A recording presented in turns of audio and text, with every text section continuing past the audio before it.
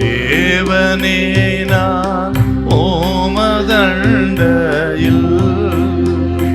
இன்னும் நெருங்கி சேர்வதே என் ஆவல் பூமியில். ஆகாய் 1ஆம் அதிகாரம் 5 முதல் 7 வசனங்கள் வாசிங்க பார்க்கலாம். இப்போதும் சேனைகளின் கர்த்தர் சொல்லுகிறார், உங்கள் வழிகளை சிந்தித்து பாருங்கள். நீங்கள் திரளாய் விதைத்ததும் கொஞ்சமாய் அறுத்து கொண்டு வருகிறீர்கள்.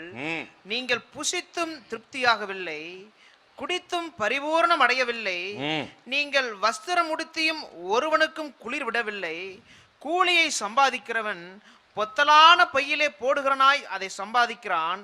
உங்கள் வழிகளை சிந்தித்து பாருங்கள் என்று சேனைகளின் கர்த்தர் சொல்லுகிறார்.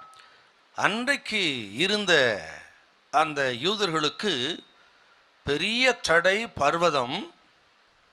சிறையிலிருந்து திரும்பி வந்தார்கள். திரும்பி வந்தவர்களுக்கு மிகப்பெரிய ஒரு எதிர்பார்ப்பு இருந்தது. என்னன்னா, நம்ம ஜெயிலில் 70 வருஷம் இருந்துட்டோம், இப்போ திரும்பி வந்திருக்கிறோம். அந்த பாடுகளுக்கு அந்த தியாகங்களுக்கு மிகப்பெரிய ஒரு பலனை கர்த்தர் கொடுக்க போகிறார்னு அவர்கள் நினைத்து கொண்டிருந்தார்கள். அப்படி நினைத்த நேரத்தில் அவர்கள் நினைப்புக்கு மாறாய் காரியம் நடக்கிறது. தேசத்தில் வறுமை தலைவிரித்தாடுகிறது. எவ்வளவோ கஷ்டப்பட்டு உடைச்சும் சம்பாத்தியத்தை சாப்பிட முடியல. பொத்தலான பையில போடுவது போல போய் கொண்டிருக்கிறது. ஆலயம் கட்டுவதற்கு ஆரம்பித்தார்கள். எதிர்ப்பு வந்தது. எதிர்ப்பு வந்த உடனே அவரவர் தங்க வேலையை பார்க்க ஆரம்பிச்சிட்டாங்க. நீங்கள் 1ஆம் அதிகாரம் 4ஆம் வசனத்தை வாசித்து பார்த்தா உங்களுக்கு தெரியும். அவர்கள் தங்களுக்கென்று வீடு கட்டி வாழ ஆரம்பித்து விட்டார்கள். கேட்டால் என்ன சொன்னாங்களாம், இது காலம் அல்ல. பாருங்க, கோரேஸ் ராஜா தான் அனுப்புகிற ஆலயத்தை கட்டுங்கன்னு சொல்லி கட்டுவதற்குரிய பொன்னையும் பொருளையெல்லாம் சவதரித்து கொடுத்து அனுப்பியிருக்கிறான். அதை பெற்றுக்கொண்டு வந்த மக்கள் எதிர்ப்பை கண்டு அவர்கள் தங்க வேலையை பார்க்க ஆரம்பிச்சுட்டு என்ன சாக்கு போக்கு சொல்றாங்கன்னா, ஆலயத்தை கட்டுவது இது சரியான காலம் அல்ல, இது காலம் அல்ல என்று சாக்கு போக்கு சொல்லி அவர்கள் தங்கள் இஷ்டப்படி சுயநலமாய் வாழ்ந்தார்கள். விளைவு தான் இப்ப நம்ம வாசிக்க கேட்டோம். அவர்கள் உழைப்பெல்லாம் விருதாவாய் போய்விட்டது. ஒட்டு மொத்தமா நீங்க பார்த்தீங்கன்னா அவர்கள் தரித்திர நிலைமைக்கு தள்ளப்பட்டார்கள்.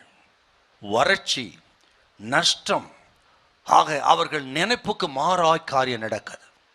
அருமையான கத்திரி பிள்ளைகளே, நாம அநேக சாக்கு போக்கு சொல்றோம். கர்த்தருடைய காரியங்களை பொறுத்தவரையிலும் அநேக சாக்கு போக்கு சொல்றோம். இத்தனை வருஷம் அப்படி சொல்லிட்டு காலத்தை கழிச்சிட்டோம். இந்த சூழ்நிலைக்கு அவன் காரணம், இவன் காரணம், அது காரணம், இது காரணம் இல்லை இல்லை இல்லை.